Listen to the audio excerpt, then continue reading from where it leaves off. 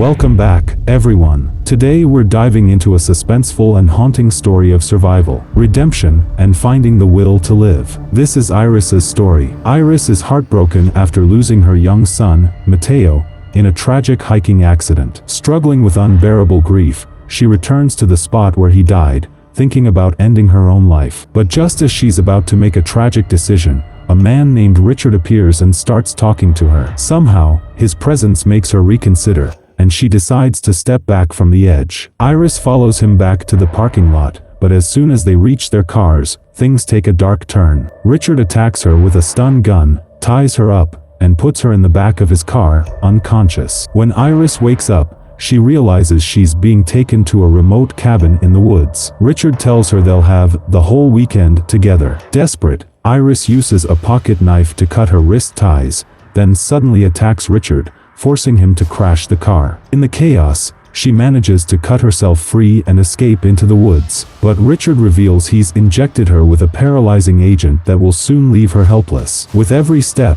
her body becomes harder to control, but she doesn't give up. She makes it to a river and lets the current carry her downstream, barely able to move by the time she reaches shore. Iris washes up on a remote property owned by an elderly man named Bill. He discovers her on the shore, and though she can't speak, she manages to communicate by blinking, once for yes, twice for no. Bill tries to call for help, but Richard kills him and sets the house ablaze. Iris, still regaining movement, manages to alert Richard to her presence, and he drags her out before the house burns down. As they drive away, Richard receives a call from his daughter. She's excited about her report card and mentions that she and her mom plan to visit him at his cabin that weekend. Richard is clearly frustrated. His twisted weekend plan is now in jeopardy. At a service station, Iris attempts to open the truck door, but she's still not strong enough to escape. Richard drives them back to his wrecked car, hoping to retrieve his belongings. Just then, a police officer shows up,